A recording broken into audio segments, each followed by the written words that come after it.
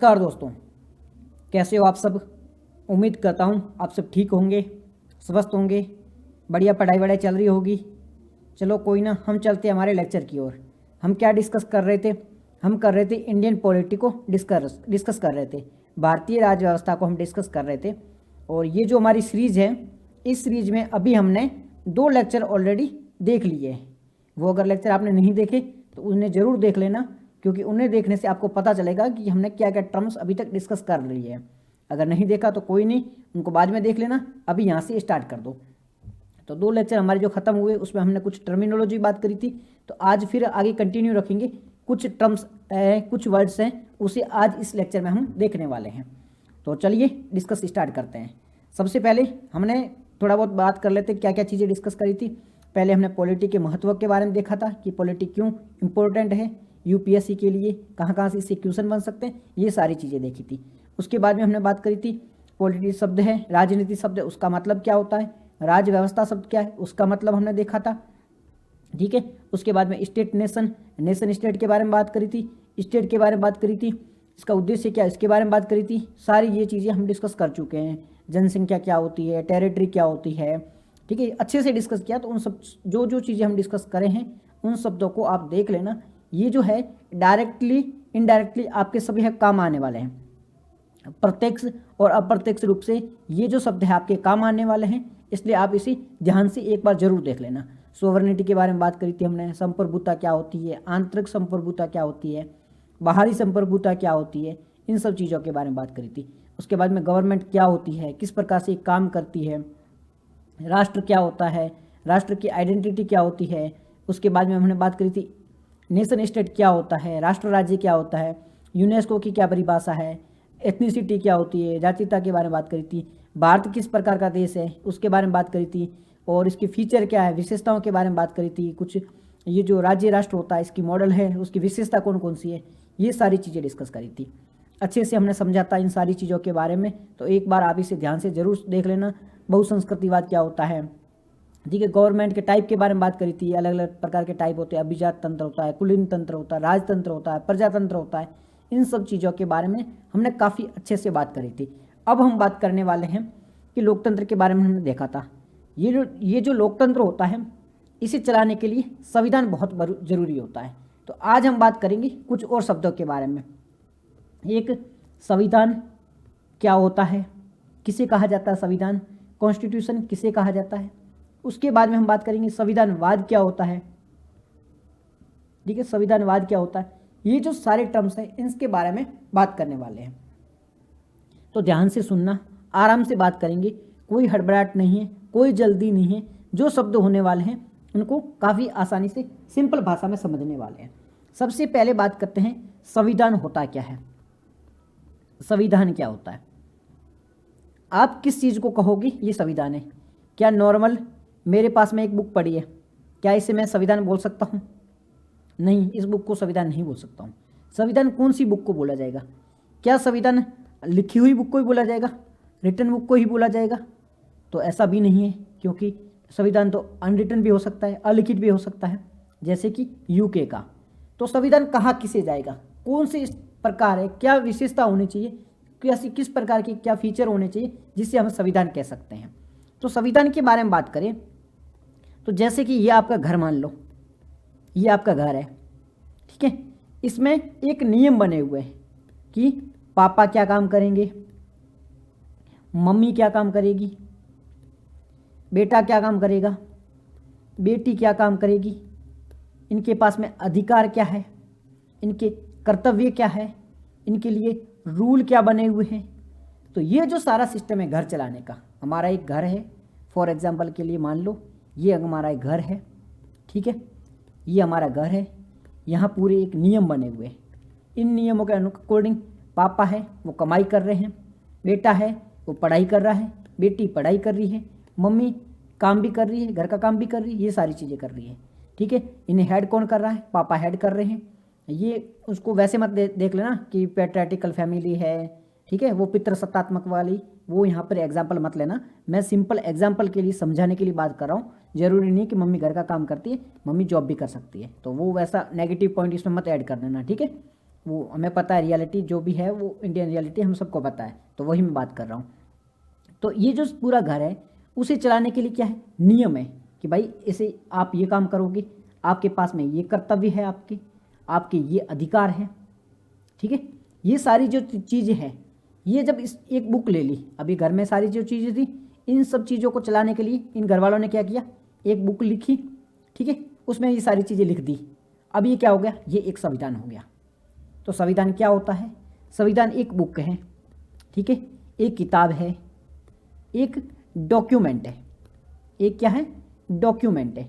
उस डॉक्यूमेंट में क्या है, उस डॉक्यूमेंट में रूल लिखे गए हैं, रूल बनाए गए हैं कि देश का काम किस प्रकार से होगा, देश में गवर्नमेंट काम किस प्रकार से करेगी, लोगों के पास में कौन कौन से अधिकार होंगे, लोगों के लिए कौन कौन से कर्तव्य होंगे, लोग किस प्रकार से अपने कर्तव्यों का पालन करेंगे, सरकार किस प्रकार से कार्य करेगी, इन सब के लिए अलग से रूल बनाए गए हैं, इन सब के लिए अलग से नियम बनाए गए हैं।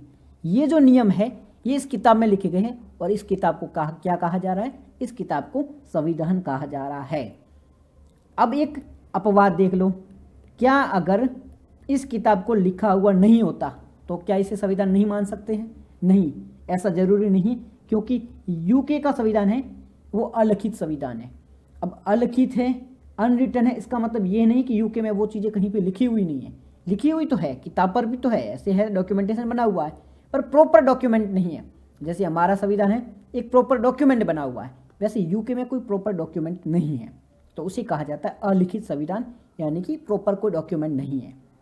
तो फिर से एक बार संविधान की परिभाषा देख लो, लिखो संविधान किसे कहते हैं, तो संविधान एक बुक है, एक दस्तावेज है, एक किताब है।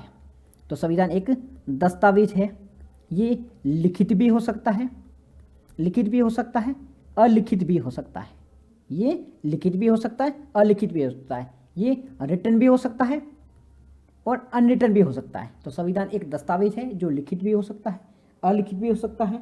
इसमें देश की शासन व्यवस्था, देश की शासन व्यवस्था, ठीक है, देश किस प्रकार से काम करेगा, शासन व्यवस्था, इसके बारे में बात करी गई हो। साथ ही साथ में लोगों के पास में क्या अधिकार होंगे, लोगों के क्या अधिकार, इसके बारे में बात करी गई है। लोगों की कर्तव्य क्या होगी, क्या ड्यूटीज होगी, उसके बारे में बात करी गई होगी। लोगों के जो कर्तव्य ड्यूटी वगैरह है वो सरकार किस प्रकार से उसका पालन करेगी और अधिकारों का किस प्रकार से रक्षा करेगी, ये सारी चीज़ें लिखी गई हो। और ये सारी चीज़ें जो लिखी गई है एक बुक में, उस बुक को संविधान कहा जाता है। तो अगर अब यूपीएससी कहीं पे भी पूछती है या कोई और एग्जाम में पूछता है या आपको कोई सिंपल भाषा में पूछता है संविधान क्या होता है, तो संविधान एक डॉक्यूमेंट है, एक बुक है, एक किताब है, जिसमें सारी चीज़ों के नियम, कायदे, कानून वगैरह सारे तय किए गए हैं, ये संविधान कहलाता है, ये कॉन्स्टिट्यूशन कहलाता है। तो सिंपल भाषा में आपको कॉन्स्टिट्यूशन का मतलब समझ में आ गया होगा, संविधान का मतलब समझ में आ गया होगा।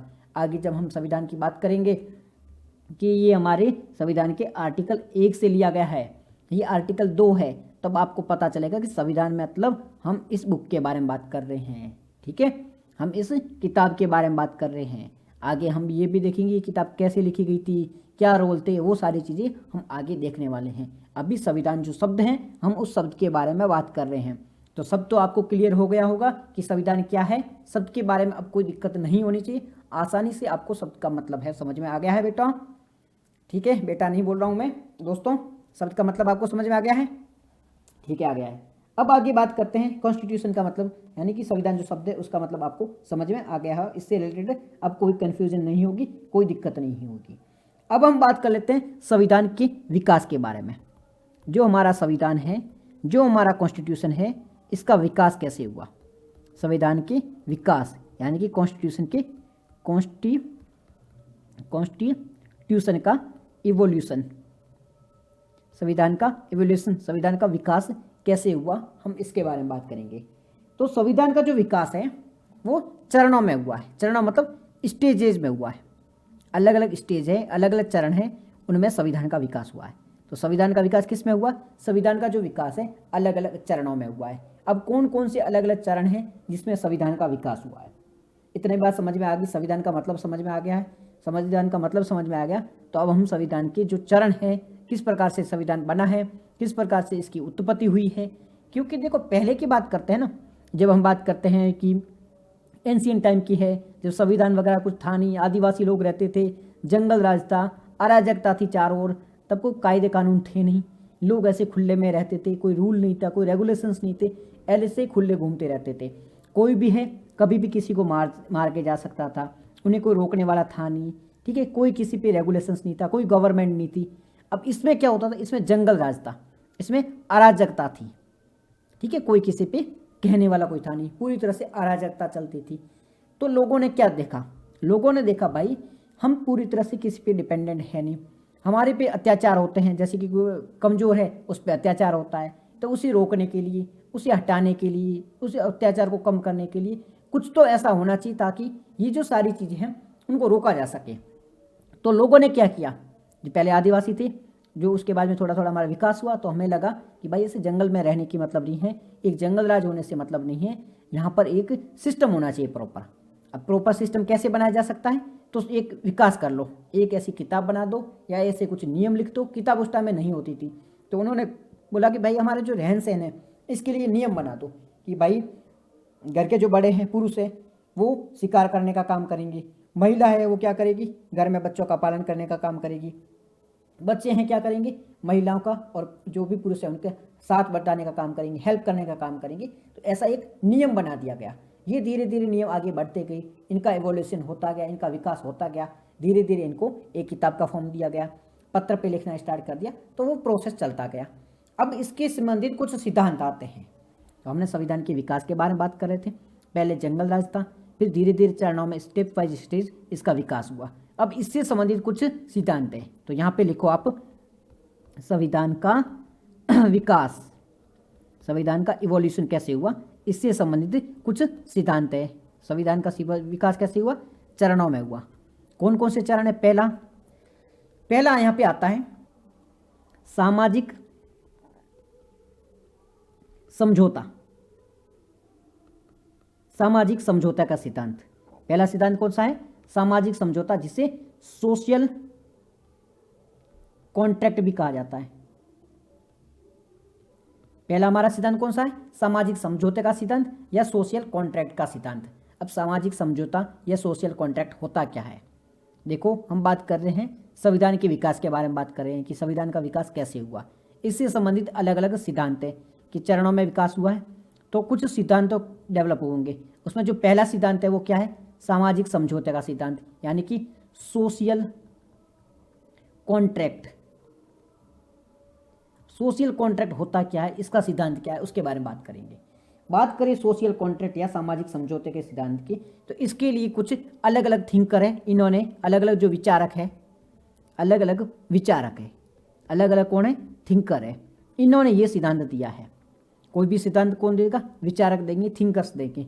ये हमारी कोचिंग का नाम आ गया, थिंकर्स IAS। तो अलग अलग जो विचारक है, अलग अलग थिंकर्स है, इन्होंने ये जो सिद्धांत है इसका नाम दिया है सामाजिक समझौता। तो सामाजिक समझौते का सिद्धांत है, ये नाम याद रखना, अगर कोई भी एग्जाम में पूछा जाता है या कोई रैंडम इंसान आपको पूछता है कि सामाजिक समझौते का सिद्धांत है, संविधान का विकास कैसे हुआ, तो आप बताओगे अलग अलग चरणों में हुआ है। उसमें पहला चरण कौन सा था, सामाजिक समझौते का सिद्धांत। अब मैं बाद में बताऊंगा सामाजिक समझौते का मतलब क्या होता है, वो आगे बताता हूँ, पहले आप समझा दो कि हम बात कर रहे हैं संविधान के विकास के बारे में।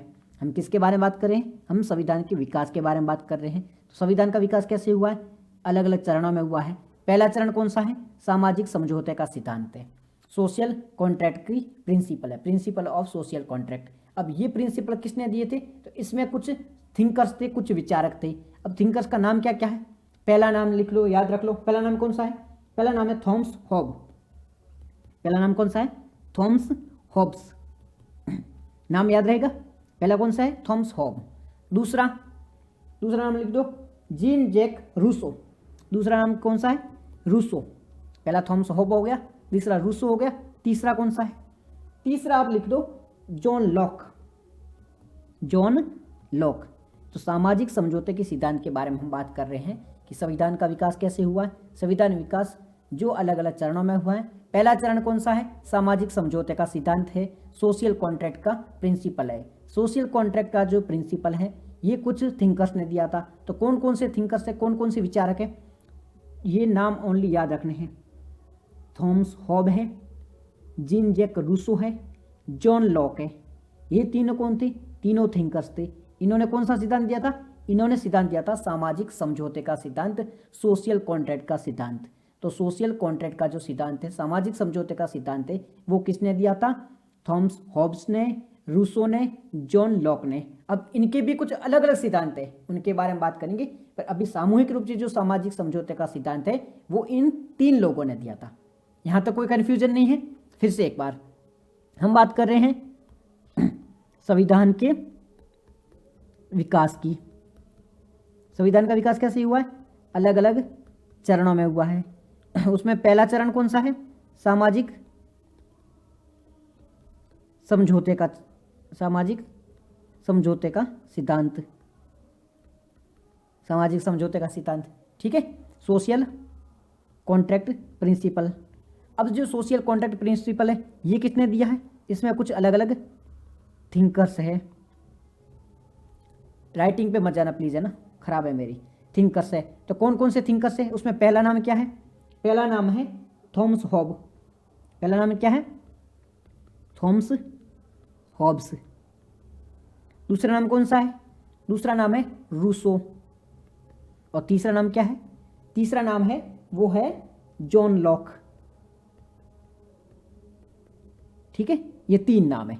तो सामाजिक समझौते का सिद्धांत किसने दिया? तीन लोगों ने दिया, Thomas Hobbes, Rousseau, John Locke. अब हम बात करेंगे सामाजिक समझौते का सिद्धांत है क्या। देखो, पहले तो मैं आपको सिंपल भाषा में समझा देता हूँ, उसके बाद में इसकी परिभाषा बताऊंगा। परिभाषा क्यों जरूरी है? कहीं लिखने में काम आएगी। और सिंपल भाषा में सामाजिक समझौते का मतलब क्या होता है? सामाजिक का मतलब क्या होता है? इसका मतलब समझो सोशल। इसका मतलब क्या होता है? सोशल। जो हम घर में रहते हैं, आपस में रहते हैं, लोगों के साथ मिलते हैं, ठीक है, ये सारे जो काम कुछ करते हैं लोग, हमारे परिवार वगैरह होता है, गांव होता है, ये किस में कहते हैं? ये एक समाज हो गया। तो ये क्या? एक सोशल हो गया। अब समझौता क्या होता है? समझौता मतलब क्या कर रहे हो आप? एग्रीमेंट कर रहे हो। समझौते का मतलब क्या होता है? कॉन्ट्रैक्ट कर लो, कॉन्ट्रैक्ट कर लो, एग्रीमेंट कर लो, उसे कहा जाता है समझौता। सामाजिक समझौता मतलब समाज ने मिलकर एक समझौता किया है। समाज ने मिलकर एक समझौता किया है, इसे क्या कहा जाएगा? इसे कहा जाएगा सामाजिक समझौता। यानी कि उस टाइम में क्या होता था? जंगल राज था, ठीक है, लोग प्रताड़ित थे, दुखी थे, तो लोगों ने क्या किया? आपस में बैठे एक समझौता किया। इस समझौते में क्या किया इन्होंने? इन समझौते में कहा इन्होंने कि भाई एक व्यक्ति होगा जिसे हम क्या बनाएंगे? हेड बनाएंगे। आज के टाइम में उसे सरकार बोलते हैं, गवर्नमेंट बोलते हैं, हम प्रधानमंत्री बोलते हैं, हेड बनाएंगे। तो एक व्यक्ति होगा या व्यक्तियों का समूह होगा, या तो एक व्यक्ति होगा या व्यक्तियों का समूह होगा, इसे बनाएंगे सरकार। अब ये जो हेड होगा या सरकार होगी, ये क्या करेगी?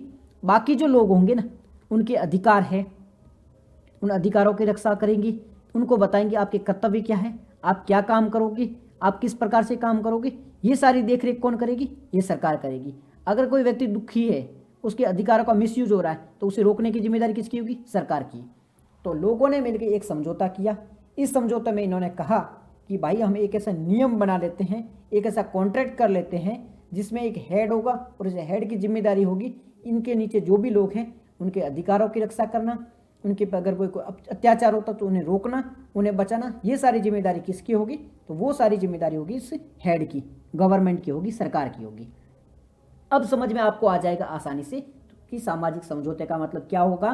कि सामाजिक समझौते का मतलब होगा कि लोगों ने मिलकर एक समझौता किया है। तो लोग मिलकर क्या समझौता किया? अब परिभाषा समझ लो कि सामाजिक समझौते का सिद्धांत क्या है। अब आप परिभाषा समझ लो, सामाजिक समझौते का सिद्धांत अपने हेडिंग है। अब बात कर लेते हैं इसके बारे में। तो सामाजिक समझौते का सिद्धांत ये है कि समाज में शांति व्यवस्था बनाए रखने के लिए अपनी स्वतंत्रता का कुछ हिस्सा है वो सरकार को देते हैं। मतलब क्या होता है? मतलब सिंपल सा ये है, लोगों ने क्या किया? लोगों ने अपनी स्वतंत्रता, स्वतंत्रता मतलब वो जो काम करने की जो है, घूमने फिरने की है, इसका कुछ हिस्सा किसको दे दिया? सरकार को। कि सरकार हम आपके अकॉर्डिंग चलेंगे, जो हमारी स्वतंत्रता है कुछ हम आपको दे रहे हैं, आपके अकॉर्डिंग चलेंगे, बदले में आपको क्या करना होगा? बदले में आपको हमारी रक्षा करनी होगी, हमारे अधिकारों को प्रोटेक्ट करना होगा। तो लोगों ने मिलकर एक समझौता किया। उस समझौते के तहत उनकी जो स्वतंत्रता थी, उनकी जो फ्रीडम थी, उनकी जो इंडिपेंडेंस थी, उसका कुछ हिस्सा किसको दे दिया? सरकार को दे दिया। जैसे कि हम वोट करते हैं, वोट करके हम किसी को प्रधानमंत्री बनाते हैं, जैसे हम एमएलए एमपी बनाते हैं, प्रधानमंत्री बनता है उससे उससे हम क्या कर रहे हैं, हम किसी व्यक्ति को पावर दे रहे हैं कि भाई आप चाहो हम पर रूल करो, तो हम किसी को रूल करने के लिए आगे भेज रहे हैं। तो वैसे ही इसी समझौते के तहत लोगों ने अपने ऊपर रूल करने के लिए, अपने को ऊपर शासन करने के लिए एक सरकार चुनी और अपनी स्वतंत्रता उनको दी। बदले में सरकार से उम्मीद करी कि सरकार हमारी रक्षा करेगी, हमारे अकॉर्डिंग नियम बनाएगी, हमारे जो अधिकार है उसकी रक्षा करेगी। तो ये जो समझौता है इसे क्या कहा जाता है, इसे कहा जाता है सामाजिक समझौता, सोशल कॉन्ट्रैक्ट का सिद्धांत कहा जाता है। तो सोशल कॉन्ट्रैक्ट के सिद्धांत में अब आपको कन्फ्यूजन नहीं होगी। समाज के जो लोग होते हैं उन्होंने अपनी रक्षा के लिए एक सरकार चुना, उस बदले में सरकार ने क्या किया, उनकी रक्षा करी। ये जो समझौता क्या कहलाया, ये समझौता कहलाया सामाजिक समझौते का सिद्धांत कहलाया। तो अब हमारे संविधान का विकास हो रहा है, तो पहला चरण तो हो गया। पहले चरण में क्या किया, सामाजिक समझौता कर लिया, कुछ नियम वियम लिख दी। अब दूसरे सिद्धांत की ओर जाएंगे। दूसरे सिद्धांत की ओर जाने से पहले हम जो तीन जो लेखक थे, हमारे तीन जो थिंकर्स थे, उनके बारे में थोड़ा जान लेते कि उन्होंने क्या क्या विचार प्रस्तुत किए थे। अब तीन विचार कौन कौन से थे, पहले थे थॉमस हॉब्स। पहले विचार कौन से थे, पहले थे थॉमस हॉब्स। थॉमस हॉब्स ने क्या कहा था, थॉमस हॉब्स ने कहा कि सरकार के पास ज़्यादा ताकत होनी चाहिए। ज़्यादा ताकत होने से क्या होगी, सरकार है वो लोगों की रक्षा कर सकती है। मतलब ये जो थॉमस हॉब्स थे ये सरकार को ज़्यादा पावर देने के पक्ष में थे। इनका कहना था कि सरकार के पास में पावर ज़्यादा होनी चाहिए। अगर सरकार के पास में ज़्यादा पावर है, सरकार काफ़ी स्ट्रांग है। अभी प्रेजेंट टाइम में समझिए कि जैसे कि बीजेपी के पास में अभी सरकार की सीटें कितनी हैं, 300 प्लस सीटें हैं। एग्जाम्पल के लिए बात करें, वैसे कम है। अगर 300 प्लस सीटें, इसका मतलब है बीजेपी बहुत ज़्यादा स्ट्रांग है, उसके पास में एब्सोल्यूट मेजोरिटी है, उसके पास में प्रचंड बहुमत है। प्रचंड बहुमत होने से क्या होगी, बीजेपी मन चाहे वो फैसला ले सकती है, उसे कोई दिक्कत नहीं आएगी। राज्यसभा में उनके पास बहुमत है, लोकसभा में बहुत बहुमत है, तो वो आसानी से जो चाहे वो फैसला ले सकती है। तो एग्जाम्पल से समझो, थॉमस हॉब्स जी है ये कहना चाहते थे जो सरकार है उसे जो मेजोरिटी है, जो बहुमत है वो दे दो, यानी कि सरकार को मजबूत बनाओ। और मजबूत कैसे बनाना है कि उनको बहुमत दे दो, उनको ज़्यादा से ज़्यादा वोट दो। उस टाइम में वोट नहीं चलते थे, तो इस टाइम में वो कहते थे कि सरकार को मजबूत बनाओ, लोगों को जो अपनी शक्तियाँ है वो सरकार को दे देनी चाहिए। तो थॉमस हॉब्स का सिंपल सा विचार ये है, अगर आपको इतनी सारी चीज़ें याद ना रहे तो थॉमस हॉब्स का सिंपल एग्जांपल ये याद रखना कि थॉमस हॉब्स है वो केंद्र सरकार यानी कि बीजेपी को मजबूत कर रहे हैं।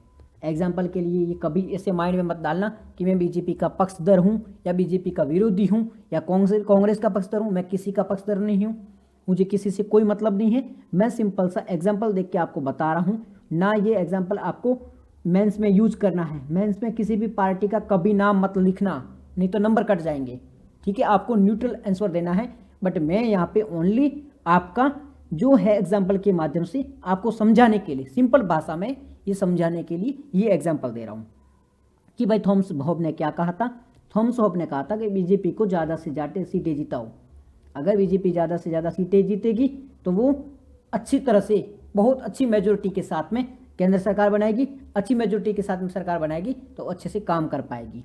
तो थॉमस हॉब्स क्या कहते हैं, थॉमस हॉब्स बीजेपी को जिताने के बारे में बात करते हैं। समझ गए? हकीकत वैसे मत समझना, मैं किसी पार्टी की बात नहीं कर रहा हूँ, एक एग्जाम्पल के माध्यम से समझा रहा हूँ। तो किंतु परंतु मत करना, मेरे को कमेंट में गाली मत देना भाई, मुझे इससे नहीं मतलब है। मैं एग्जाम्पल के थ्रू समझा रहा हूँ, मुझे किसी पार्टी से कोई लेना देना नहीं है। ठीक है, तो थॉमस हॉब्स का क्या विचार था, सरकार के पास में ज़्यादा पावर होनी चाहिए। पहला विचार आप समझ गए होंगे। चलते हमारे दूसरे विचार की ओर। दूसरा विचार कौन है, दूसरा थिंकर कौन है, वो है जॉन लॉक। दूसरे विचारक कौन है, जॉन लॉक। अब जॉन लॉक भैया क्या कहते हैं, जॉन लॉक जो है वो कहते हैं लोगों के पास में ज़्यादा अधिकार और पावर होने चाहिए। इससे पहले कौन थे, थॉमस हॉब्स थे, थॉमस हॉब्स थे। अब ये थॉमस हॉब्स क्या कह रहे थे, ये कह रहे थे गवर्नमेंट के पास में ज़्यादा अधिकार होने चाहिए। लेकिन ये जो जॉन लॉक है ये क्या कह रहे हैं, ये कह रहे हैं भाई बीजेपी के पास में सीटें ज़्यादा नहीं होनी चाहिए, इनकी जगह जनता के पास में ज़्यादा पावर होनी चाहिए। जनता के पास में ज़्यादा पावर होनी चाहिए, जनता है वो ज़्यादा फ्रीडम होनी चाहिए, जनता के पास में ज़्यादा अधिकार होने चाहिए। जनता के पास में अधिकार होगी तो जनता अच्छे से काम कर पाएगी, अपना रक्षा कर पाएगी। तो ये सरकार को ज़्यादा जो अधिकार है, सरकार को जो ज़्यादा पावर है उसके खिलाफ थे। इनका साफ कहना था सरकार का काम है जनता के अधिकारों की रक्षा करना, जनता के लिए काम करना, और सरकार के पास में कम अधिकार होने चाहिए, जनता के पास में ज़्यादा अधिकार होने चाहिए। तो ये जो हमारे हैं थॉमस हॉब, इनके उल्टे बोलते हैं कौन? John Locke. जॉन लॉक है वो थॉमस हॉब के उल्टे बोलते हैं। जो थॉमस हॉब क्या कहते हैं? बीजेपी के पास में सरकार सीटें ज़्यादा होनी चाहिए, और जॉन लॉक क्या कहते हैं? बीजेपी के पास में कम होनी चाहिए, जनता के पास में ज़्यादा होनी चाहिए। तो कोई मतलब कोई भी दिक्कत नहीं आ रही है, सिंपल भाषा समझ में आ रही है। क्या कह रहा हूँ मैं दो विचारकों के बारे में बात कर रहा हूँ। मैं किसके बारे में सबसे पहले बात कर रहा था? सोशल कॉन्ट्रैक्ट के बारे में। क्यों कर रहा था? क्योंकि हम संविधान के विकास के बारे में बात कर रहे थे कि संविधान का विकास कैसे हुआ है। तो संविधान का विकास चरणों में हुआ है। पहला चरण कौन सा है? सोशल कॉन्ट्रैक्ट का सिद्धांत। सोशल कॉन्ट्रैक्ट के सिद्धांत के अंतर्गत हमने देखा कि एक कॉन्ट्रैक्ट किया गया था जिसके माध्यम से सरकार का काम है जनता की सेवा करना। ये पॉइंट हमने देखा था। उसके बाद में हम कुछ विचारकों के बारे में बात कर रहे थे। विचार कौन से थे? पहले थॉमस हॉब थे। थॉमस हॉब क्या कहते थे? सरकार के पास में ज़्यादा पावर होनी चाहिए, गवर्नमेंट के पास में ज़्यादा पावर होनी चाहिए। ये चीज़ हमने डिस्कस करी थी। फिर हमने देखा था किसके बाद में? थॉमस हॉब के बाद में आए थे हमारे जॉन लॉक। जॉन लॉक क्या कहते हैं? जॉन लॉक जो है वो कहते हैं कि लोगों के पास में ज़्यादा पावर होनी चाहिए। जॉन लॉक क्या कहते हैं? लोगों के पास में ज़्यादा पावर होनी चाहिए, लोग स्वतंत्र होने चाहिए, लोगों के पास में ज़्यादा अधिकार होने चाहिए। दो चीज़ें पेट ली। अब हम तीसरी बात आते हैं रूसो पर। अब रूसो क्या कहते हैं? रूसो ब्रदर जो कि डायरेक्टर है ना हॉलीवुड के। तो अब रूसो के बारे में बात करें तो ये कहते हैं लोगों के पास है ना सामूहिक इच्छा। ये वर्ड याद रखना, सामूहिक इच्छा। अब सामूहिक इच्छा क्या होती है फिर से समझते अलग जगह से। हम समझ रहे हैं किसे? संविधान के विकास के बारे में, ठीक है। उसमें हमने क्या समझा? अलग अलग चरणों में हुआ है। उसमें पहला चरण हम कौन सा देख रहे हैं? सामाजिक समझौते का चरण देख रहे हैं। सामाजिक समझौते में हम अलग अलग विचारकों के बारे में बात कर रहे हैं। विचारकों में पहला विचार कौन सा देखा? थॉमस हॉब के बारे में बात करी। थॉमस हॉब क्या कहते हैं? ये गवर्नमेंट को पावर देने के बारे में बात करते हैं। उसके बाद में हमने किसके बारे में बात करी? उसके बारे में हम जॉन लॉक के बारे में बात करी। जॉन लॉक क्या कहते हैं? जॉन लॉक कहते हैं जनता के पास में ज़्यादा पावर होनी चाहिए। ये देखने के बाद अब हम बात करेंगे रूसो के बारे में। अब ये रूसो क्या कहते हैं? रूसो कहते हैं सामूहिक इच्छा। ये वर्ड याद रखो, सामूहिक इच्छा। सामूहिक इच्छा मतलब क्या होता है? पूरे ग्रुप की इच्छा, पूरे जितने लोग हैं उनकी इच्छा। तो रूसो बात करते हैं कि लोगों के पास में सामूहिक इच्छा का अधिकार होना चाहिए, यानी कि सारे लोग हैं समानपूर्वक मिलके एक साथ मिलके जो डिसीजन लेंगे उसी डिसीजन को मानना होगा, गवर्नमेंट को उसी डिसीजन को मानना होगा। तो रूसो है वो सामूहिक इच्छा के बारे में बात करते हैं कि किसी भी निर्णय को लेना है, किसी भी अपन को कोई डिसीजन लेना है तो उसके लिए सामूहिक इच्छा का जो भी कॉन्सेप्ट है उस पर ज़्यादा बल दिया जाना चाहिए। सामूहिक इच्छा में जो चीज़ तय होगी उसे ही मानना है, वैसे उसके अलावा किसी चीज़ को नहीं मानना है। तो ये चीज़ आपको समझ में आ गई होगी कि रूसो क्या कहते हैं, थॉमस हॉब क्या कहते हैं, जॉन लॉक क्या कहते हैं। इसमें कोई कन्फ्यूजन नहीं है। जॉन लॉक है वो किसके बारे में बात करते हैं? जनता के पास पावर होनी चाहिए। थॉमस हॉब किसके बारे में बात कर रहे हैं? बीजेपी के बारे में बात कर रहे हैं, गवर्नमेंट के पास ज़्यादा पावर होनी चाहिए। रूसो क्या कहते हैं? रूसो सामूहिक इच्छा के बारे में बात करता है। रूसो लोगों की सामूहिक इच्छा के बारे में बात कर रहा है। कोई कन्फ्यूजन नहीं है, देयर इज नो कन्फ्यूजन। पहला हमारा सामाजिक समझौते का सिद्धांत पूरा हो चुका है। संविधान के विकास के बारे में बात कर रहे थे। पहला जो चरण है हमारा सामाजिक समझौते का सिद्धांत वो खत्म हो चुका है। अभी तक कोई कन्फ्यूजन नहीं होनी चाहिए, बिल्कुल आसान सा टॉपिक है, कोई कन्फ्यूजन नहीं है, सिंपल भाषा में समझाए। संविधान का विकास के बारे में बात करिए, संविधान क्या होता है वो बात करी है। संविधान के विकास में चरण होते हैं अलग अलग।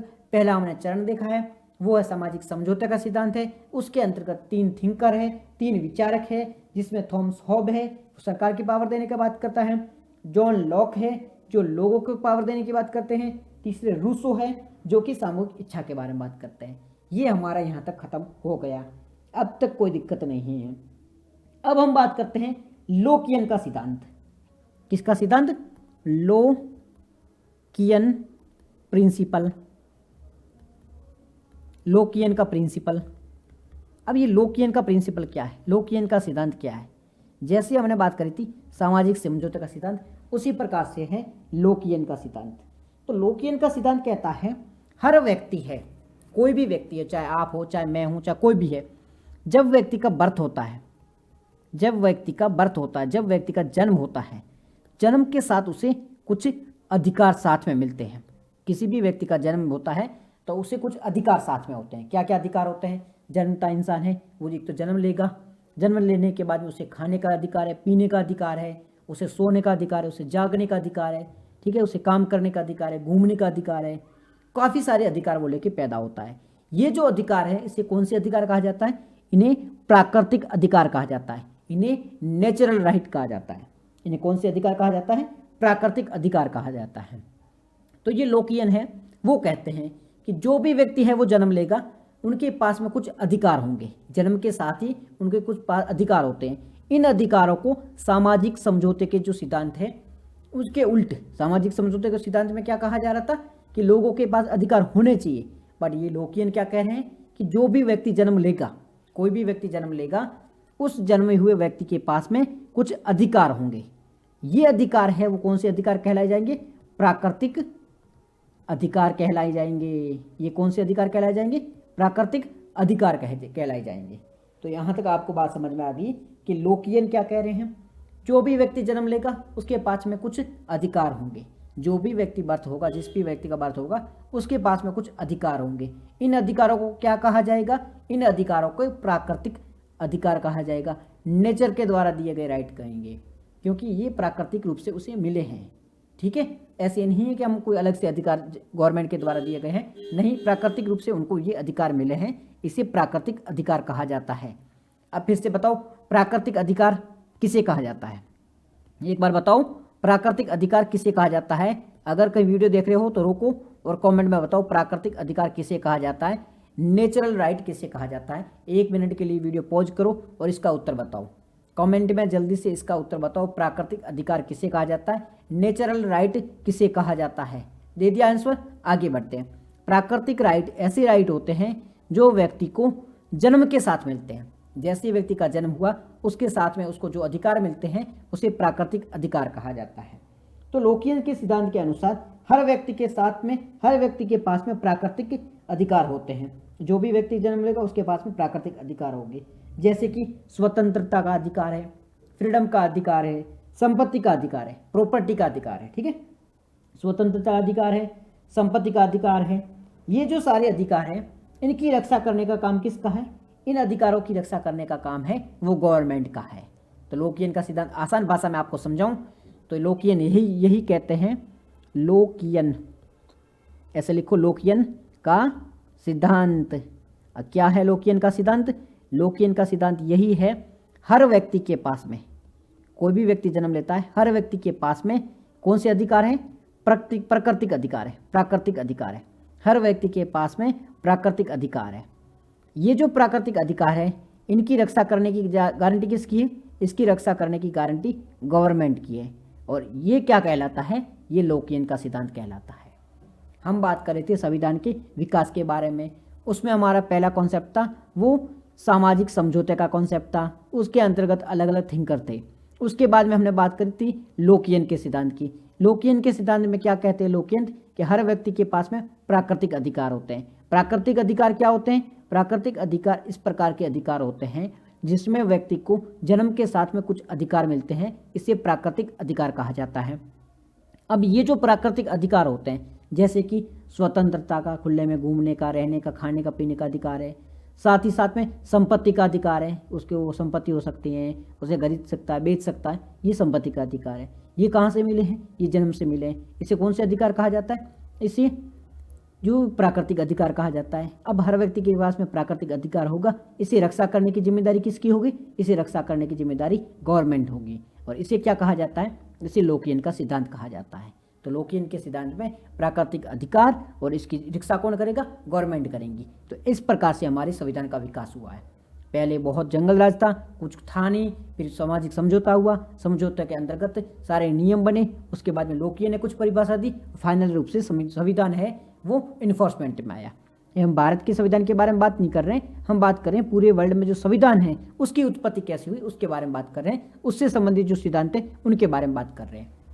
तो यहाँ तक तो किसी को कोई दिक्कत होगी नहीं, बिल्कुल आसान भाषा में सिंपल बातें हैं, वो सारी चीज़ें हमने डिस्कस करी है, कोई दिक्कत नहीं है, देयर इज़ नो कन्फ्यूजन।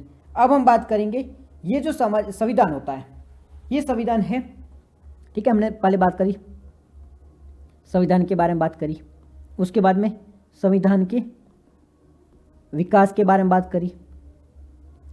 संविधान के विकास के बाद में हमारा तीसरा जो वर्ड आता है वो है, कहता है, तीसरा जो पॉइंट आता है वो कहता है संविधान एक दस्तावेज है। किस प्रकार का दस्तावेज है? संविधान एक कानूनी दस्तावेज है, साथ ही साथ में संविधान एक सामाजिक दस्तावेज भी है। संविधान एक कानूनी दस्तावेज है, संविधान एक सामाजिक दस्तावेज है, साथ ही साथ में संविधान एक राजनीतिक दस्तावेज है, राजनीतिक दस्तावेज है। तो संविधान किस किस प्रकार का दस्तावेज है? संविधान एक सामाजिक दस्तावेज है, संविधान एक राजनीतिक दस्तावेज है, संविधान एक कानूनी दस्तावेज है। अब इसका मतलब क्या होता है? संविधान को कानूनी दस्तावेज क्यों कहा जाता है, सामाजिक दस्तावेज क्यों कहा जाता है, राजनीतिक दस्तावेज क्यों कहा जाता है? इसका क्या कारण है और इसका मतलब क्या है, इसके बारे में बात करें तो हम समझते हैं। एक अलग से पेन लेते हैं पहले, ठीक है। बीच में हम लिखते हैं संविधान, बीच में क्या वर्ड लिखा हमने? संविधान। ये हो गया हमारा संविधान। अब इस संविधान का मतलब क्या होता है? सबसे पहले हमने ऊपर बात करी थी, संविधान एक कानूनी दस्तावेज है। क्या है? संविधान एक कानूनी दस्तावेज है। इसे कानूनी दस्तावेज क्यों कहा जाता है? संविधान को कानूनी दस्तावेज क्यों कहा जाता है? कानून का मतलब क्या होता है? कानून का मतलब होता है अधिनियम है, नियम है, ये सारी चीज़ें हैं। तो ये जो अधिनियम है, नियम है, ये कहाँ लिखे होते हैं? आप ही बताओ। हमारे देश में जो भी कानून है, नियम है, अधिनियम है, ये किससे संबंधित है? ये संविधान से संबंधित है। तो संविधान को कानूनी दस्तावेज इस वजह से कहा जाता है क्योंकि जो भी कानूनी नियम, अधिनियम जो भी होते हैं, ठीक है, तो पूरे देश का जो कानूनी ढांचा है, पूरे देश के जो नियम संबंधित है, पूरे देश के नागरिकों के अधिकार है, इन सब का वर्णन कहाँ है? इन सब का वर्णन कहाँ है? संविधान में है। इन सब का वर्णन कहाँ है? कॉन्स्टिट्यूशन में है। तो कॉन्स्टिट्यूशन को एक लीगल डॉक्यूमेंट कहा जाता है, एक कानूनी दस्तावेज कहा जाता है। क्यों कहा जाता है इसे कानूनी दस्तावेज? क्यों कहा जाता है इसे लीगल डॉक्यूमेंट? बिकॉज ऑफ संविधान में कानून के बारे में वर्णन है, ठीक है। किस प्रकार से कानून बनाए जाएंगे, किस प्रकार से इसे लागू किया जाएगा, ये सारे नियम कहाँ लिखे हैं? वो संविधान में लिखे हैं। इसलिए संविधान को एक कानूनी दस्तावेज, एक लीगल डॉक्यूमेंट कहा जाता है। यहाँ तक समझ में आ गई? संविधान को कानूनी दस्तावेज क्यों कहा जाता है? क्योंकि इसमें कानून के बारे में वर्णन किया गया है, इसलिए इसे कानूनी दस्तावेज कहा जाता है। दूसरा पॉइंट, कानून तो समझ में आएगी क्योंकि कानून का वर्णन है, इस वजह से कानूनी दस्तावेज कहा जाता है। तो इसे सामाजिक दस्तावेज क्यों कहा जाता है? क्या हो रहा है भाई यार, ये क्या हो रहा है? एक मिनट, पेन खराब होगी। संविधान को सामाजिक दस्तावेज क्यों कहा जाता है? वाई संविधान नॉन एज ए सामाजिक दस्तावेज? हमने कानूनी दस्तावेज कहा बिकॉज की कानून में इसका वर्णन है, तो इसे सामाजिक दस्तावेज क्यों कहा जाता है? सामाजिक दस्तावेज के बारे में बात करें तो संविधान में क्या होता है, इसमें समाज के मूल्यों के बारे में बात होती है कि हमारे समाज में किस प्रकार के मूल्य होंगे, किस प्रकार के सिद्धांत होंगे, इसके बारे में भी वर्णन है, वो हमारे इस संविधान में किया गया है। हमारा देश का कल्चर क्या होगी, हमारा देश किस प्रकार से काम करेगा, ठीक है, रिलीजियस इंडिपेंडेंस किस प्रकार से होगी, ये सारे जो वर्णन है वो भी संविधान में की गई है, इसलिए इसे सामाजिक दस्तावेज भी कहा जाता है। कानून का वर्णन है इसलिए इसे कानूनी दस्तावेज कहा जाता है, समाज का वर्णन है इसलिए इसे सामाजिक दस्तावेज कहा जाता है। इसके अलावा भी संविधान को राजनीतिक दस्तावेज भी कहा जाता है। क्या कहा जाता है? राजनीतिक दस्तावेज। ये पेन सही नहीं चल रही, इसे राजनीतिक दस्तावेज कहा जाता है, इसे पॉलिटिकल डॉक्यूमेंट कहा जाता है। तो इसे पॉलिटिकल डॉक्यूमेंट क्यों कहा जाता है? बिकॉज की सरकार से संबंधित नियम होते हैं, सरकार किस प्रकार से बनेगी, पॉलिटिकल पार्टी किस प्रकार से फॉर्म होगी, वो क्या काम करेगी, इन सब के बारे में भी वर्णन हमारे संविधान में किया गया है, इसलिए संविधान को पॉलिटिकल डॉक्यूमेंट भी कहा जाता है, राजनीतिक दस्तावेज भी कहा जाता है। अब बस आई थिंक आपको कोई कन्फ्यूजन नहीं होगी कि संविधान को कानूनी दस्तावेज क्यों कहा जाता है, क्योंकि संविधान में कानून के बारे में वर्णन है, कानून का जो लीगल ढांचा है, पूरा फ्रेमवर्क है, वो कहाँ में है, वो हमारे संविधान में है, इसलिए इसे कानूनी या लीगल डॉक्यूमेंट कहा जाता है। उसके बाद में इसे सामाजिक दस्तावेज क्यों कहा जाता है? बिकॉज कि समाज के बारे में पूरी वर्णन है, समाज हमारा किस प्रकार से फॉर्म होगा, क्या नियम होंगे, क्या नियम नहीं होंगे, ये सारी चीज़ें वर्णन कहाँ की गई है, ये संविधान में की गई है, इसलिए इसे सामाजिक दस्तावेज कहा जाता है। राजनीतिक दस्तावेज क्यों कहा जाता है? क्योंकि राजनीतिक पूरा ढांचा है, उसका वर्णन भी हमारे संविधान में किया गया है, इसलिए इसे राजनीतिक दस्तावेज भी कहा जाता है। और ये पूरे तीनों सिद्धांत है वो भारत में लागू होता है। भारत के कानूनों का वर्णन भी संविधान में किया गया है, इसलिए भारत का संविधान है वो कानूनी दस्तावेज भी है। भारत का जो सामाजिक ढांचा है उसका भी वर्णन संविधान में है, इसलिए भारत का है संविधान है वो सामाजिक दस्तावेज भी है। और राजनीति का वर्णन तो ऑब्वियस सब इसमें है ही है। तो ये चीज़ हमारी क्लियर हो गई कि संविधान को क्या कहा जाता है। यहाँ तक कोई दिक्कत नहीं है, कुछ भी दिक्कत नहीं है, ठीक है। अब चलते हैं आगे, यहाँ तक कोई दिक्कत नहीं, तो आगे बढ़ते हैं। आगे बढ़ के क्या बात करते हैं, आगे बढ़ के हम बात करते हैं संविधान के कुछ सिद्धांतों के बारे में। संविधान में किस किस चीज़ों का वर्णन किया गया है उसके बारे में बात करते हैं। संविधान में वर्णन, संविधान में क्या क्या वर्णन किया गया है उसके बारे में बात करते हैं। तो किन किन चीज़ों का वर्णन किया गया, सबसे पहले संविधान में जो वर्णन किया गया है राज्य के बुनियादी सिद्धांत यानी कि बेसिक प्रिंसिपल के बारे में वर्णन किया गया है। बेसिक प्रिंसिपल, बेसिक प्रिंसिपल मतलब क्या होता है, बुनियादी सिद्धांत, बुनियादी सिद्धांत। अभी बुनियादी सिद्धांत होते क्या है, बेसिक प्रिंसिपल होते क्या है, हम बात कर रहे हैं किसके बारे में, हम बात कर रहे हैं हमारे संविधान में किन किन चीज़ों का वर्णन किया गया है। उसमें पहली चीज़ हमने क्या देखी कि संविधान में बेसिक प्रिंसिपल यानी कि बुनियादी सिद्धांत का वर्णन किया गया है। अब ये बुनियादी सिद्धांत या बेसिक प्रिंसिपल क्या होता है, इसका मतलब होता है राज्य का बुनियाद क्या होगी, राज्य किस प्रकार से परफॉर्म करेगा, राज्य क्या क्या चीज़ें करेगा, इन सारी चीज़ों को क्या कहा जाता है, बुनियाद कहा जाता है। बुनियाद मतलब बेस, बेस मतलब आधार, आधार मतलब जड़ें। तो पूरे राज्य की जड़ें क्या होगी इसका वर्णन कहाँ है, तो राज्य की जो जड़ें हैं, राज्यों का बेस है, राज्यों का जो बुनियाद है उनका वर्णन संविधान में किया गया है। तो संविधान में सबसे पहले बेसिक प्रिंसिपल के बारे में बात करी गई है। स्टेट के बेसिक प्रिंसिपल क्या होंगे, राज्य के बेसिक सिद्धांत क्या होंगे, इसके बारे में वर्णन कहाँ किया गया है, संविधान के अंतर्गत किया गया है। ये चीज़ क्लियर होगी। उसके बाद में बात करी गई है संरचनाएं, स्ट्रक्चर के बारे में बात करी गई है। हमारे देश का स्ट्रक्चर क्या होगा, स्ट्रक्चर, ठीक है। संरचनाएं, गवर्नमेंट क्या काम करेगी, ठीक है, अलग अलग संस्थाएं वो क्या काम करेगी, न्यायपालिका काम क्या करेगी, ये सारी चीज़ें भी कहाँ दी गई है, ये भी सारी चीज़ें भी संविधान में दी गई है। उसके बाद में तीसरा पॉइंट आता है सरकार की प्रोसेस, गवर्नमेंट का प्रोसेस, सरकार की प्रक्रिया। तीसरा पॉइंट क्या है, सरकार की प्रक्रियाएं, सरकार की प्रक्रिया यानी कि गवर्नमेंट का प्रोसेस, गवर्नमेंट किस प्रकार से काम करेगी, गवर्नमेंट का क्या काम होगा, ये सारी चीज़ें भी हमारे संविधान में वर्णन किया गया है। पहली बात क्या है, संविधान में बुनियादी चीज़ें हैं, बेसिक प्रिंसिपल है। उसके बाद हमने देखा कि इसमें स्ट्रक्चर के बारे में बात करी गई है। तीसरा पॉइंट हमने देखा कि सरकार की प्रक्रिया के बारे में, प्रोसेस ऑफ गवर्नमेंट के बारे में बात करी गई है, 3 पॉइंट। चौथा फंडामेंटल राइट के बारे में बात करी गई है। चौथा इंपॉर्टेंट पॉइंट है फंडामेंटल राइट यानी कि मूल अधिकारों के बारे में भी संविधान में बात करी गई है। इसके अलावा काफ़ी और चीज़ें हैं जिनके बारे में बात करी थी, लेकिन हम कुछ मुख्य चीज़ों के बारे में बात कर रहे हैं। तो मुख्य चीज़ें ये हैं, फंडामेंटल राइट है, सरकार क्या काम करेगी, स्ट्रक्चर क्या होगा, बेसिक प्रिंसिपल क्या होगा, इन सब का वर्णन हमारे संविधान में किया गया है। तो ये सारी चीज़ें हैं वो हमारे संविधान के अंतर्गत लिखी हुई है। यहाँ तक कोई कन्फ्यूजन नहीं है, सिंपल एक बार देख लो। हम बात कर रहे हैं संविधान के बारे में।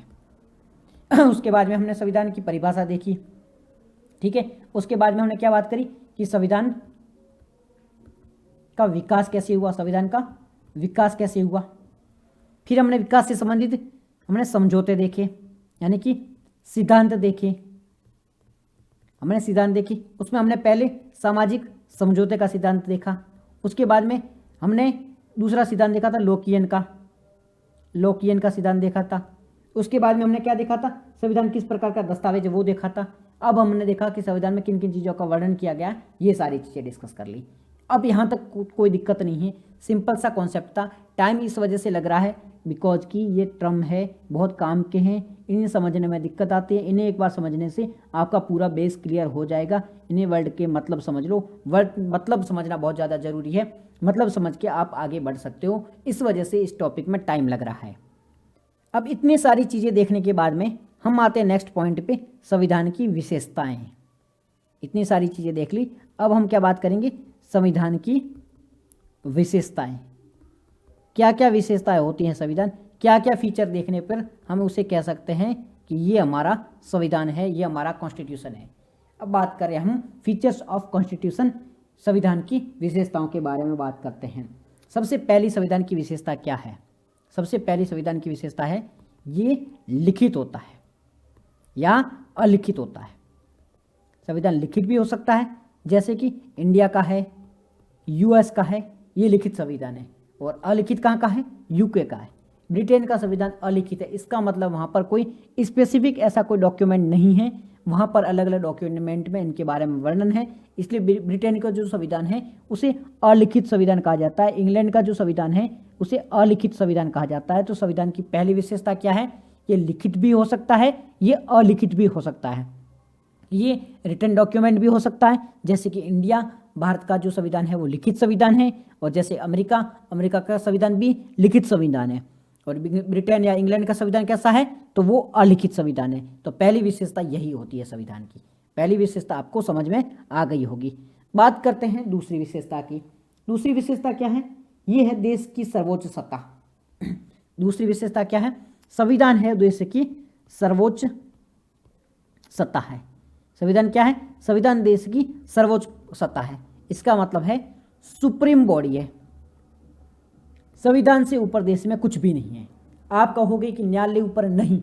आप कहोगे प्रधानमंत्री ऊपर है, नहीं। सबसे ऊपर क्या है? सबसे ऊपर हमारा कॉन्स्टिट्यूशन है, हमारा संविधान है। सरकार पावर कहाँ से लेती है? संविधान से लेती है।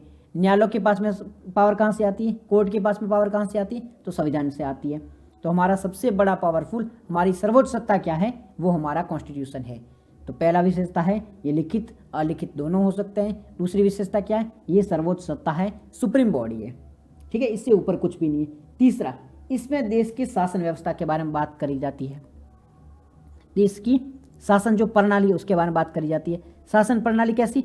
संसदीय हो सकती है, अधिकात्मक भी हो सकती है। अधिकात्मक हो सकती है। संसदीय मतलब पार्लियामेंट्री फॉर्म ऑफ गवर्नमेंट हो सकती है, और अधिकात्मक मतलब प्रेसिडेंशियल फॉर्म ऑफ गवर्नमेंट हो सकती है। तो संविधान के अंतर्गत विशेषताओं के बारे में बात कर रहे हैं। संविधान की पहली विशेषता क्या है? ये लिखित हो सकता है, अलिखित हो सकता है। उसके बाद में दूसरी सर्वोच्च सत्ता है। संविधान से ऊपर देश में कुछ नहीं है। देश में सबसे बड़ी अथॉरिटी है वो कौन है? संविधान है। प्रधानमंत्री भी संविधान से ताकतें लेता है। सुप्रीम कोर्ट है वो कहाँ से लेता है? वो भी संविधान से पावर लेते हैं। राष्ट्रपति जी हैं वो भी संविधान से पावर ड्रॉ करते हैं। इसका मतलब है कि संविधान से ऊपर कोई भी नहीं है। भारत में सबसे बड़ा धर्म है, सबसे बड़ा ग्रंथ है, सबसे बड़ा भगवान है वो संविधान ही है। तो इसे सर्वोच्चता का इसकी विशेषता है। तीसरा है शासन के बारे में। तो यहाँ पर देश की जो है शासन व्यवस्था के बारे में की जाती है, शासन प्रणाली के बारे में बात करी जाती है। तो यहाँ पर जो शासन प्रणाली है वो संसदीय भी हो सकती है। संविधान की विशेषता है कि देश की जो शासन व्यवस्था है संसदीय, जैसे कि भारत में संसदीय है, भारत में लोकसभा भी है और क्या है, राज्यसभा भी है। वहाँ पर राष्ट्रपति है, प्रधानमंत्री है। प्रधानमंत्री है वो लोकसभा के लिए जिम्मेदार है, संसद के लिए जिम्मेदार है। ये सामूहिक रूप से संसदीय प्रणाली है, जो कि हमने कहाँ से ली है? इंग्लैंड से ली है। इंग्लैंड में भी संसदीय व्यवस्था है, पार्लियामेंट्री फॉर्म ऑफ गवर्नमेंट है। तो संविधान के अंतर्गत शासन व्यवस्था के बारे में बात की जाती है। तो यहाँ पर संसदीय प्रणाली भी हो सकती है, अधिकात्मक भी हो सकती है, यानी कि प्रेसिडेंशियल फॉर्म ऑफ गवर्नमेंट हो सकती है। ये कहाँ का उदाहरण है? अमेरिका। अमेरिका में होता है राष्ट्रपति होता है, और वहाँ पे गवर्नमेंट का हेड भी कौन होता है? राष्ट्रपति होता है। इसलिए अमेरिका की जो सिस्टम है उसे अधिकात्मक कहा जाता है। सिंपल भाषा में समझो, हम बात कर रहे हैं संविधान की विशेषता में। उसमें हमने बात करी है शासन प्रणालियाँ। कौन कौन सी शासन प्रणालियाँ होती है? शासन प्रणालियाँ होती है, एक तो होती है संसदीय शासन प्रणाली, संसदीय शासन प्रणाली होती है। दूसरी होती है अधिकात्मक शासन प्रणाली, अधिकात्मक शासन प्रणाली। इसका मतलब होता है इसमें जो होता है अधिकात्मक में प्रेसिडेंट यानी कि राष्ट्रपति होता है वो सर्वोच्च होता है। संसदीय प्रणाली में प्रधानमंत्री होता है वो सर्वोच्च होता है। संसदीय में कौन होते हैं? प्रधानमंत्री सर्वोच्च होते हैं, और अधिकात्मक में कौन होते हैं? राष्ट्रपति सर्वोच्च होते हैं। अधिकात्मक कहाँ की है? अमेरिका की है। संसदीय कहाँ की है? भारत की है, इंग्लैंड की है। तो ये अंतर आपको समझ में आ गया होगा कि संविधान में विशेषता क्या है। आगे इनके बारे में डिटेल से पढ़ेंगे क्या सिस्टम होता है, बट अभी समझ लो हम संविधान की विशेषताओं के बारे में बात कर रहे हैं। पहली विशेषता हमने देखी थी ये लिखित अलिखित दोनों हो सकते हैं। फिर हमने सर्वोच्च सत्ता के बारे में बात करी थी, ये देश की सर्वोच्च सत्ता है। फिर हमने बात करी थी शासन व्यवस्था के बारे में। तो संसदीय व्यवस्था भी हो सकती है, अधिकात्मक व्यवस्था भी हो सकती है। संसदीय व्यवस्था कहाँ है? भारत में है। अधिकात्मक का व्यवस्था कहाँ है? यूएस में है। तो इतनी चीज़ें आपको समझ में आ गई होगी। चौथा पॉइंट क्या है? संविधान की दायित्व के बारे में है। अब संविधान का दायित्व क्या होता है? दायित्व, संविधान के दायित्व। संविधान का दायित्व होता है लोगों के अधिकारों की रक्षा करना। संविधान का दायित्व क्या है? लोगों के अधिकारों की रक्षा करना। मैं हूँ, आप हो, हमारे जो अधिकारों की रक्षा कौन करता है? हमारे अधिकारों की रक्षा संविधान करता है। संविधान ने सुप्रीम कोर्ट को बोला कि आप जाके लोगों के अधिकारों की रक्षा करो। ये तो सुप्रीम कोर्ट तो अप्रत्यक्ष रूप से कर रहा है, प्रत्यक्ष रूप से सुप्रीम कोर्ट को ये आदेश कौन देता है? तो संविधान कहता है। तो संविधान की विशेषता क्या है? पहला लिखित है, अलिखित है, दूसरा सर्वोच्च है, तीसरा शासन व्यवस्था के बारे में बात करता है, चौथा पॉइंट क्या है? तो संविधान के दायित्व के बारे में बात करते हैं। और संविधान का दायित्व क्या है? लोगों के अधिकारों की रक्षा करना। 4 पॉइंट क्लियर होगी। उसके बाद में 5वां पॉइंट आता है। 5वां पॉइंट क्या है? संशोधन की व्यवस्था। संविधान में संशोधन की व्यवस्था है। फॉर एग्जाम्पल के लिए मैं एक ऐसी बुक आपको लिख के दे दूं जिसमें आप कोई भी चेंज नहीं कर पाओ, ठीक है? आपको ऐसे कुछ चीज़, जैसे कि आपको ऐसी चीज़ कोई दे दी मैंने लिख के, उसमें आप चेंज नहीं कर पाते हो, बाद में आपको उसकी ज़रूरत पड़ती है, आप चाहते हो उसमें चेंज करना बट आप चेंज नहीं कर पाते हो, तो आपको दिक्कत होगी नहीं होगी? ठीक है, भविष्य में आपको ज़रूरत है चेंज करने की बट आप चेंज नहीं कर पा रहे हो तो दिक्कत होगी ना। तो वैसे होता है संविधान में। संविधान अगर इस प्रकार, जैसे अमेरिका में क्या होता है, अमेरिका का जो संविधान है ना उसमें संशोधन के बहुत ही टफ प्रावधान है। वहाँ पर अगर आपको संशोधन करना है तो आपको एड़ी से चोटी तक का जोर लगाना पड़ेगा, बहुत ही ज़्यादा टफ है। वहाँ पे संशोधन आसानी से नहीं होता है। वहाँ पे लोग हैं उनको लगता है कि संविधान में संशोधन कर ले और दिक्कतें सॉल्व हो जाएगी, बट वहाँ पे संशोधन करने के लिए स्पेशल मेजोरिटी की जरूरत पड़ती है, 3/4 मेजोरिटी की जरूरत पड़ सकती है। यानी कि जितने वहाँ पर जो मेंबर है कांग्रेस वगैरह में, कांग्रेस पार्टी नहीं है, कांग्रेस मतलब वहाँ का हमारा जो संसद है वैसे वहाँ पर कांग्रेस है, वहाँ पर 3/4 सदस्य जाके बात करते हैं तब जाके वहाँ पर संविधान में संशोधन होता है। बट भारत में ऐसा नहीं है। भारत किसे फॉलो करता है? भारत में संशोधन, कुछ संशोधन है वो टफ भी है, बहुत उसमें मेहनत करनी पड़ती है, और कुछ संशोधन है वो आसानी है, यानी कि इंग्लैंड को फॉलो करता है। इंग्लैंड में संशोधन करना है वो बहुत ही ज़्यादा ईजी है। इंग्लैंड वाले लोग हैं मन उठा के कभी भी संविधान में संशोधन करके आ सकते हैं। जैसे नॉर्मल कानून कैसे पारित करते हैं वैसे वो लोग संविधान को संशोधित कर सकते हैं। भाई क्या होता है, हम जाते हैं ना, जैसे आप हैं, आपको समझ नहीं आ रहा कि संशोधन वगैरह होता क्या है। ये है हमारा पार्लियामेंट है, ठीक है, ये है लोकसभा है, ये है राज्यसभा है, यहाँ पर सारे मिनिस्टर वगैरह बैठे हैं। अब हमें क्या दिक्कत है, जैसे हमें एक बार जीएसटी लानी थी, ठीक है, अब जीएसटी लानी थी, अब जीएसटी ऐसे तो आएगी नहीं, इसके लाने के लिए, क्योंकि जीएसटी से पहले क्या होते थे, अब जीएसटी को हटा दो, साइड में रखो, जीएसटी आपको समझ में नहीं आएगी। जो हमारा है ना धारा 370 कश्मीर वाला, कश्मीर में धारा 370 थी, लोग चाहते थे इसे हटाने के लिए, बट इसे हटाने के लिए क्या था कि लोकसभा में भी बहुमत हो पार्टी के पास में, राज्यसभा में बहुमत हो, तब जाके उसे हटाया जा सकता है। और इसे क्यों हटाया जा सकता है? हटाने के लिए संविधान में संशोधन करने की आवश्यकता पड़ रही है। तो संविधान में संशोधन है वो काफ़ी टफ होता है, इजीली हो नहीं रहा था, इस वजह से कहा जाता है कि संविधान संशोधन अगर टफ होगा तो वो दिक्कतें क्रिएट कर सकता है। तो संशोधन का मतलब है उसमें बदलाव करना। संशोधन का सिंपल मतलब क्या है? बदलाव करना। समय समय पर जब आवश्यकता पड़ती है तो संविधान में बदलाव करने की जरूरत पड़ती है, उसे संशोधन करने की जरूरत पड़ती है। तो भारत में संविधान में संशोधन कैसे होता है? देखो, वैसे ही आगे एक पूरा टॉपिक है, इसको हम आगे आराम से देखने वाले कि संविधान में संशोधन क्या है, कौन सा संविधान में संशोधन आसानी से हो सकता है, कौन से टफ हो सकते हैं, वो सारी चीज़ें हैं। बट अभी आप सिंपल भाषा में समझ लो कि हमारे पास में पावर है कि हम संविधान को संशोधित कर सकते हैं। अमेरिका में वो संविधान संशोधन करना काफ़ी कठिन है, बट भारत में संविधान में आसानी से समझौता, आसानी से तो नहीं, कुछ प्रावधान है उसमें आसानी से समझौता किया जा सकता है, उनमें आसानी से बदलाव किया जा सकता है, और कुछ प्रावधान ऐसे हैं जिन्हें थोड़ी मशक्कत के बाद में, थोड़ी मेहनत के बाद में संशोधित किया जा सकता है, बट संशोधित किया जरूर जा सकता है। तो ये चौथे फीचर के बारे में। पहला फीचर क्या था? लिखित और अलिखित संविधान होता है। हम विशेषताओं के बारे में बात कर रहे थे। किसके बारे में बात कर रहे थे? हम बात कर रहे थे संविधान की विशेषताओं के बारे में। पहला पॉइंट हमने क्या देखा था? लिखित और अलिखित संविधान होता है, लिखित और अलिखित होता है। दूसरा पॉइंट हमने क्या देखा था? दूसरा पॉइंट सर्वोच्च होता है। दूसरा हमने देखा था सर्वोच्च के बारे में देखा था। तीसरा हमने क्या देखा था? शासन प्रणाली के बारे में बात करी थी, संविधान की शासन प्रणाली कैसी होगी। चौथा पॉइंट हमने क्या देखा था? इसमें संशोधन की व्यवस्था होती है, इसे आसानी से संशोधित किया जा सकता है, इसमें संशोधन की व्यवस्था होती है। पांचवा पॉइंट हमने क्या देखा था? संविधान की दायित्व के बारे में, लोगों के अधिकार की रक्षा करना ये संविधान का दायित्व होगा। ठीक है, 5 पॉइंट हमने देख लिया। छठा क्या है? छठा जो पॉइंट है संविधान में समानता के बारे में बात करी गई। समानता मतलब सारे लोग इक्वल, संविधान के सामने, चाहे वो अमीर हो, चाहे वो गरीब हो, चाहे उच्च वर्ग का हो, चाहे निम्न वर्ग का हो, हमारे संविधान के सामने सभी लोग समान हैं, संविधान के समक्ष सभी लोग इक्वल हैं, इसलिए संविधान में समानता के बारे में भी बात करी गई है। ठीक है, 6 पॉइंट क्लियर हो गए। उसके बाद में 7वां पॉइंट आता है संघात्मक और एकात्मक। अब ये पॉइंट क्या होता है, संघात्मक क्या होता है, एकात्मक क्या होता है, अब यहाँ पे समझते हैं। एक वर्ड होता है संघात्मक, एक वर्ड होता है एकात्मक। संघात्मक का मतलब होता है यूनियनरी, यूनियन, और एकात्मक का मतलब होता है यूनिटरी, एकात्म, सिंगल। एक के बारे में बात हो रही है और यूनियन के बारे में बात हो रही है, संघ के बारे में बात हो रही है। मतलब ये है, भारत के बारे में बात करें, अमेरिका के बारे में बात करें, यहाँ पर केंद्र के पास भी पावर है, हमारे जो सेंटर जैसे कि बीजेपी सेंटर में, इनके पास भी पावर है, और स्टेट यानी राज्य, उनके पास में भी पावर है। हमारे देश में क्या होता है, केंद्र सरकार के पास में ताकत है, केंद्र सरकार अपना काम करती है, वो अपने नियम बताती है, वो अपने कानून बनाती है, बट राज्यों के पास भी कानून बनाने की शक्ति है, राज्य भी अपना काम करते हैं। तो इसे क्या कहा जाता है, इसे कहा जाता है संघात्मक, या इसे संघीय प्रणाली कहा जाती है। तो अभी शब्द समझ लो, शब्द का मतलब यहाँ पर होता है, हम बात कर रहे हैं संघात्मक के बारे में।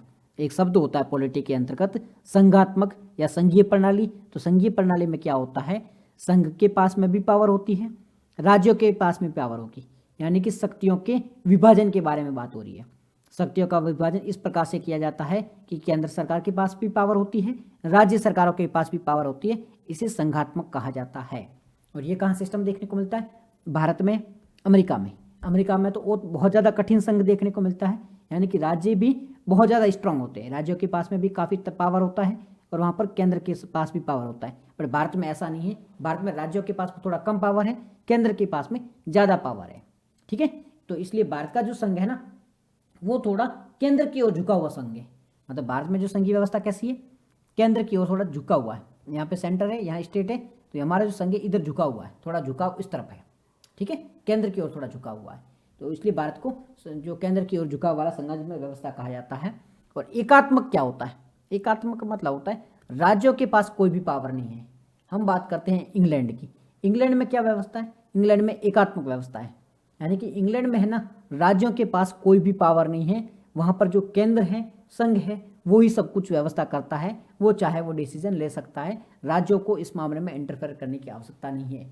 तो संघीय व्यवस्था क्या होती है, जहाँ केंद्र और राज्य दोनों स्ट्रांग हो। एकात्मक व्यवस्था क्या होती है, जहाँ पर ओनली केंद्र पावरफुल हो, राज्यों के पास में कोई अधिकार नहीं हो, उसे एकात्मक व्यवस्था कहा जाता है। तो संविधान के विशेषताओं के बारे में बात करें तो लिखित, अलिखित, देश की सर्वोच्च सत्ता होती है, संसदीय प्रणाली हो सकती है शासन की, आदेशात्मक होती है, यानी कि पीएम हो सकते हैं, राष्ट्रपति हो सकते हैं।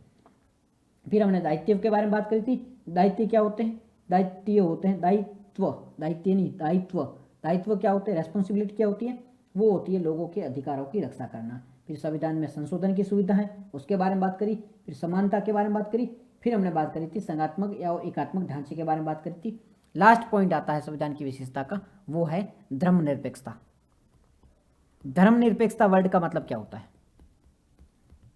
अभी ओनली आपको इन सारे वर्ड से फेमिलियर होना है, आगे इनके बारे में डिटेल से लिखा हुआ सब कुछ है आगे, पर अभी आपको ओनली ये शब्द होते हैं, इनके बारे में पता चलना चाहिए ये मतलब क्या होता है। तो हमारे पे यहाँ पे वर्ड क्या है, यहाँ पे वर्ड लिखा हुआ धर्मनिरपेक्षता। क्या होता है धर्मनिरपेक्षता, धर्म का मतलब क्या होता है, रिलीजियन, यानी कि आपका जो धर्म है, हिंदू मुस्लिम सिख ईसाई, वो क्या होता है, धर्म होता है। निरपेक्षता मतलब क्या होता है, निरपेक्षता का मतलब होता है आप उस धर्म से, किसी भी धर्म से मतलब झुके हुए नहीं हो, किसी एक धर्म के प्रति झुके हुए नहीं हुए। निरपेक्ष मतलब आप किसी का पक्ष नहीं ले रहे हो। पर यहाँ पे देखो निरपक्ष, यानी कि किसी का पक्ष नहीं ले रहे हो, किसी भी धर्म का पक्ष नहीं लेना, इसे क्या कहा जाता है, धर्मनिरपेक्षता। किसी भी वर्ड को समझना, उस वर्ड को तोड़ो। यहाँ पे लिखा धर्म प्लस निर प्लस पक्षता,